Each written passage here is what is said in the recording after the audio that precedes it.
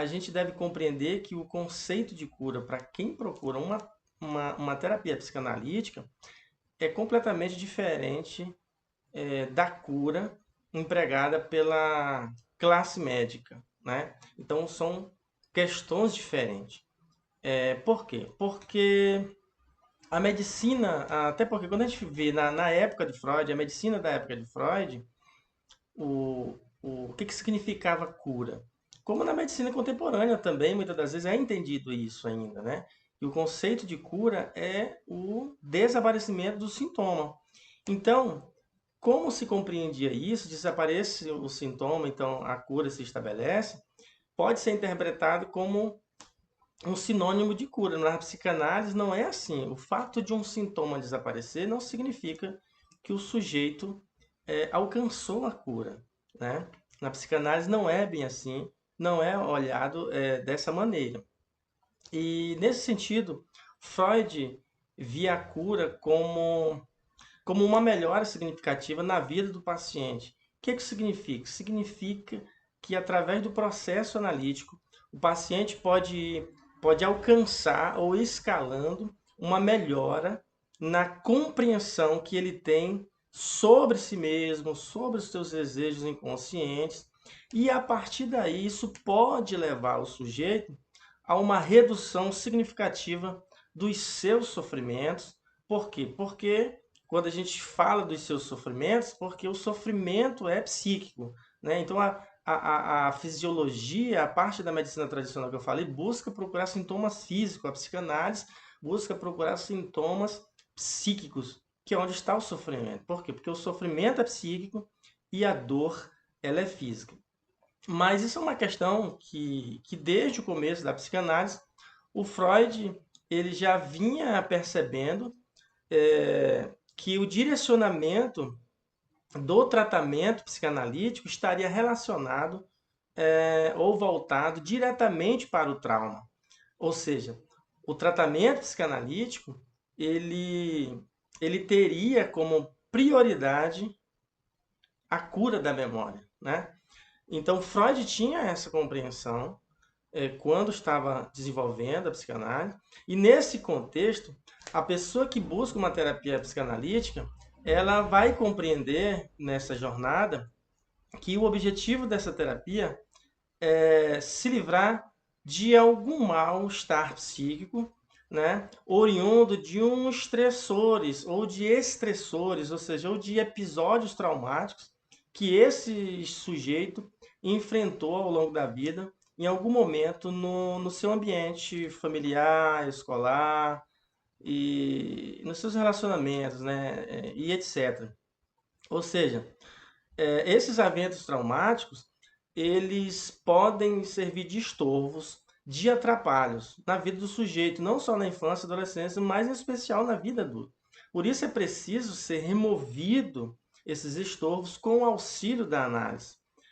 Por quê? Porque o objetivo do, do estudo do Freud, né, o que o Freud se dedicou, não foi em remover os sintomas. O objetivo da terapia psicanalítica, que o Freud foi direcionando, foi justamente focando na neurose.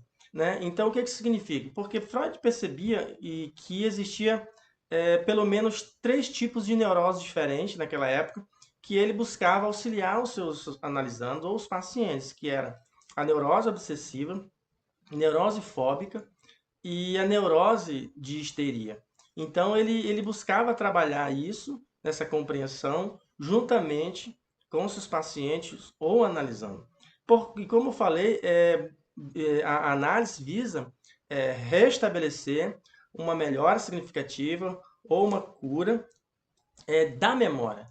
Quando se fala em cura de memória, a gente sempre tem que lembrar, né, ou ter em mente que essa expressão está relacionada diretamente à nossa instância psíquica, ou seja, ao sofrimento. Quando uma pessoa procura fazer análise, na maioria das vezes ela está em estado de sofrimento e não em estado de dor. Como eu já falei, o sofrimento ele é psíquico e a dor está relacionada a uma questão física. Então, vejam só, e a partir dessa divisão entre sofrimento e dor é que percebemos justamente a diferença do tratamento psicanalítico do tratamento médico, né? Por quê? Porque, como eu falei para vocês, o médico ele vai buscar rastrear uma doença física, né? Uma anomalia, alguma coisa palpável, onde as máquinas laboratoriais possam rastrear e apontar algumas pistas. Por quê? Porque a medicina tradicional preparou o médico para isso, para estudar essas estruturas dos elementos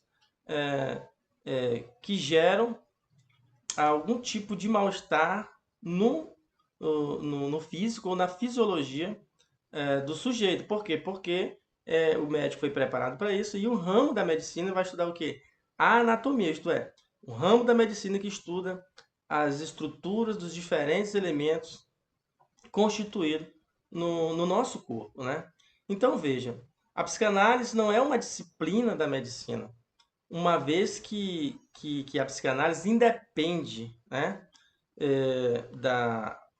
da medicina, né? Por quê? Porque o objeto de estudo da psicanálise para estabelecer um tratamento não um objeto palpável anatômico, mas um objeto psíquico, uma instância virtual. E por isso, no tratamento da psicanálise, ele não deve jamais ser compreendido ou entendido dentro de uma ordem médica, né, da fisiologia, mas sim numa ótica virtual ou psíquica. Então, veja, em conferências introdutórias sobre a psicanálise, nesse texto, o Freud já havia mencionado que a terapia psicanalítica ela não faz da eliminação dos sintomas a sua tarefa principal. Por quê?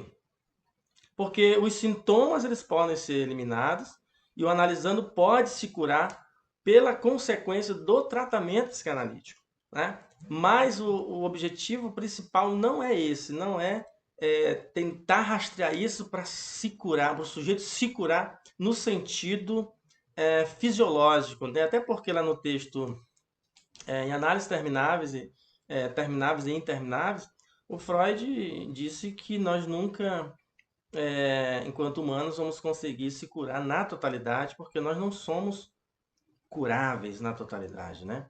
Mas a gente pode, sim, pacificar esses sintomas, compreender muitas questões que ocorreram conosco, desatar os nós e conseguir lidar com nós mesmos de uma forma mais calma, tranquila, serena, amorosa e limpa. Por quê? Porque o trauma da memória foi limpado, né? Houve uma limpeza, uma nova forma de olhar para o seu passado e para o seu presente. O Lacan também, né, o Jacques Lacan, também via a cura como um processo de transformação do sujeito, não como desaparecimento de sintomas em si, como eu disse na medicina, mas o sujeito vai se transformando, tendo uma nova forma de olhar. Então, o Lacan fala o quê? Que a cura ela vai ocorrendo no indivíduo quando o indivíduo consegue reconhecer e lidar com seus desejos inconscientes. Então, primeiro, veja que o sujeito precisa compreender, entender, reconhecer, para que ele possa ir se transformando e tendo uma nova forma de olhar para reelaborar o seu passado e, consequentemente, dar um novo foco prático para o seu presente, a partir da ruptura dos padrões anteriores que que o sabotavam, né? Vamos dizer assim, ou que não permitiam que o sujeito tomasse uma trajetória diferente ou direcionasse a sua vida para uma trajetória diferente. Então vejam só, em suma, né, a psicanálise ela não cura no sentido tradicional, mas pode curar, mas pode proporcionar para o sujeito uma melhora significativa no sentido de trazer uma melhor qualidade de vida para o analisando, ajudando esse analisando a compreender e resolver os seus transtornos ou os seus conflitos internos, e a partir disso, que ele compreende isso, que ele começa a achar uma estratégia para reelaborar a sua compreensão de si, o sujeito vai começar a encontrar um equilíbrio mais saudável, uma nova forma de enxergar a própria trajetória e vai viver melhor com isso. Então, vejam só, nesse sentido, eu faço até uma sugestão para vocês, quem ainda não leu, né? Vocês podem ler a obra do Nasio, né? Como trabalha um psicanalista. Vejam só, nessa obra o Nasio retoma as palavras de Freud e diz: a psicanálise é a terapia, perdão, a psicanálise é a terapia mais poderosa de todas. Por quê? Porque ela vai buscar rastrear os sintomas. Ela não vai fazer como muitas linhas da psiquiatria faz, que é quando o paciente está com um transtorno, está depressivo, uma ansiedade muito forte. Muitos psiquiatras passam apenas um tratamento medicamentoso e isso pode ser por demais perigoso. Por quê? Porque a medicação ela não cura, a medicação ela não trata. A medicação apenas anestesia os sintomas, a medicação apenas amortece, congela as emoções e ela funciona como uma forma de podagem. Então veja que uma árvore, quando você poda uma árvore, aparentemente ela fica menor, né? Fisicamente ela fica menor, mas depois de 1 mês, 2 meses, 3 meses, ela fica maior, mais frondosa, mais cheia de vida. Assim é o tratamento medicamentoso. Você vai apenas fazer uma espécie de podagem emocional, mas daqui uns 2, 3 meses isso vai explodir, isso vai ser potencializado de uma forma muito mais amplificada. Então, então a psicanálise trabalha um pouco diferente da psiquiatria. Eu não estou dizendo que a psicanálise é melhor ou que a psiquiatria é pior, não estou falando isso, estou dizendo que se você fizer apenas um tratamento medicamentoso, isso vai funcionar como uma espécie de sondagem, ou perdão, de podagem. Você vai apenas podar aquele sintoma e depois ele vai ganhar uma dimensão muito maior. E por que que o Naso fala que, tomando as palavras de Freud, né, dizendo que a psicanálise é a terapia mais poderosa de todas? Porque a psicanálise não vai trabalhar na superfície, tentar podar os sintomas, mas vai tentar trabalhar na raiz e vai podar ali a raiz, vai cortar, vai aparar as arestas das raízes, tudo aquilo que está atrapalhando o processo para eliminar esse sintoma, como Freud já falou, que é um sintoma da memória e não um sintoma físico, simplesmente. Freud também sabia que existiam alguns sintomas de memória no corpo, né, mas não deu muita ênfase a isso. Claro que quem foi trabalhar mais isso na questão da memória corporal foi o Reich, né, mas isso é um assunto que nós vamos trabalhar no próximo módulo. Né? Então vejam só, claro que para a cura ocorrer, é preciso que o sujeito ele possa estar com as portas abertas, se direcionar ao tratamento, estabelecer uma aliança terapêutica, né? E por quê? Porque o próprio Naso fala, como o Lacan também, que quando você busca o analista, ou seja, o sujeito quando vai em busca de uma terapia psicanalítica, ele precisa acreditar, ele precisa refletir, ele precisa abraçar esse tratamento, que assumir um tratamento, um compromisso com ele mesmo, para quê?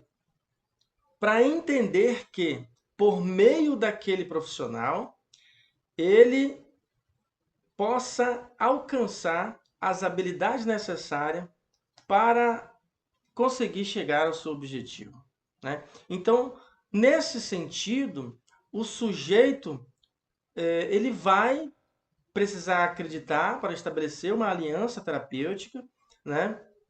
Porque isso também é um pequeno elemento, mas é um dos elementos fundamentais para que o sujeito possa ter um bom desempenho, para que o sujeito possa mergulhar nesse tratamento sobre si mesmo. A crença ela vai ser também fundamental, porque se o sujeito vai já descrente, então ele já vai ali 50% derrotado, né? Então veja, essa porta terapêutica que precisa estar aberta, o sujeito precisa estar aberto a uma nova forma de olhar para si, uma nova possibilidade, assim como uma pessoa procura um xamã, procura um pai de santo, ele precisa estar aberto a essas possibilidades e pôr em prática isso. Né? O Lacan teorizou sobre isso, sobre essa abertura que o sujeito, o analisando, deposita no analista. Por quê? O Lacan diz, o analista é um sujeito suposto saber. Em outras palavras, o analisando, quando vai em busca de um tratamento psicanalítico, ele supõe que o analista sabe, que ele tem os conhecimentos, as habilidades necessárias para conduzi-lo ao alívio ou à cura dessa memória traumática, né? Dentro dessa instância psíquica, emocional, que faz com que o sujeito sofra por demais. Então, o que, que acontece? Aí a gente tem que lembrar que da fala do Lacan, né? Vejam só, quem supõe que o analista é um sujeito que sabe é o analisando. E nesse sentido, temos que nos perguntar, o analista, ele tem de fato o conhecimento necessário para ajudar todos que os procuram, todas as pessoas que procuram o analista, ele tem? Bom, na minha opinião, é pouco provável e é quase certo que não. Mas pode sim criar bases, estratégias, né, para que o tratamento possa ocorrer de uma forma que se adeque a esse analisando, a esse paciente da melhor forma possível. Uma outra questão que eu estou lembrando aqui é que no texto em Construções e Análise, publicado em 1937, que Freud publicou, ele comenta que o analista deve validar a verdade histórica subjetiva como realidade. Ou seja, propõe que essa verdade seja a bússola norteadora do tratamento. Como assim, né? Por quê? Porque é justamente pela capacidade criativa do sujeito que ele terá uma possibilidade de se reconstruir. Até porque a análise ou todo o tratamento terapêutico, em especial que se faz o uso da fala, toda terapia ou psicoterapia ela é construída a partir de uma história. Sem história, não há terapia. Sem história, não há análise.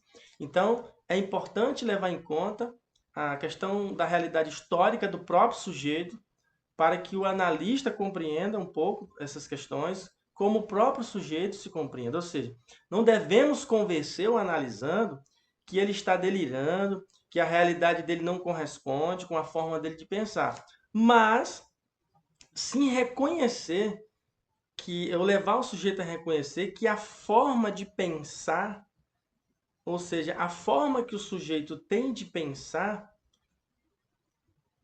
se constitui uma realidade para ele. Mas nem sempre o que se pensa, o que se acredita, corresponde com o princípio da realidade, né? E nesse sentido nós vamos ter os três tripés, que é a minha verdade, a sua verdade e a realidade. Então existem três questões aí que devem ser analisadas. A interpretação que o analisando faz, a interpretação que o analista faz e a realidade de como os fatos ocorreram, né? Para que a partir daí o mesmo possa fazer o quê? Liberar essa verdade subjetiva, porque essa verdade, muitas das vezes, o que interessa para o analisando não é o que aconteceu de fato com ele, mas a verdade subjetiva dessas deformações, né, que pode conduzir o sujeito ao próprio passado de uma forma repetitiva e completamente dolorosa. E isso pode continuar se repetindo esses padrões na vida adulta. Por quê? Porque, como eu disse, se não foi, se esse trauma de memória psíquica e emocional não for eliminado, não for desatado o nó na raiz, isso só tende a crescer e atrapalhar a vida adulta do sujeito, né? Então, claro que o Freud já tinha teorizado que o fator fundante, ou seja, o fator primário dos transtornos mentais, o que levam aos transtornos mentais do sujeito, é justamente como esses desejos conflitantes se relacionam entre si. Ou seja, como que os transtornos surgem? Como é que o sujeito entra num estado onde ele começa a desenvolver alguns transtornos mentais? Freud já tinha respondido isso, que é justamente da incapacidade do ego de lidar com desejos do id e as imposições do superego, né? Em especial as neuroses narcisistas. Então veja que quando o ego não consegue mediar o desejo do id relacionado às imposições do superego, o sujeito começa a desenvolver os transtornos. Por quê? Porque o ego está incapaz de gerenciar esse conflito dentro do sujeito. Então, veja, diante dessas questões, o ego ele vai fazer o quê? Ele vai desfalecer, né? Por quê? Porque não consegue lidar com os fatores estressores para mediar essa questão. Porque o ídis vai sempre estar em busca do prazer, ele vai sempre querer buscar o prazer. E o superego vai sempre trabalhar associado às leis, às ordens, o certo e errado, e vai falar, não, não vai fazer isso, e o id eu quero fazer isso, e o ego vai ter que entrar aí com o princípio da realidade para mediar isso, para analisar, para trabalhar o princípio do prazer, né? Porque vai tentar gerenciar o id dizendo, olha, nesse caso é possível que, ou é preciso que você adie esse prazer imediato para mais tarde. Né? O superego está falando isso. E se o ego não consegue gerenciar esse diálogo entre os dois, ele desfalece. E ele desfalecendo, os transtornos começam a se desenvolver. E começam onde? Na infância, adolescência, juventude. Se a pessoa não se cuidar, na vida adulta, vai estar desenvolvendo problemas relacionais, afetivos, fraternos e profissionais e trará sérios prejuízos. Por quê? Porque o sujeito vai entrar num estado de repetição, de autossabotagem e muitos vão entrar num processo sadomasoquista, né? Porque que é justamente quando o sujeito deseja algo, se libertar de algo, mas ele precisa experimentar um estado de sofrimento, de autossabotagem, para depois se aliviar.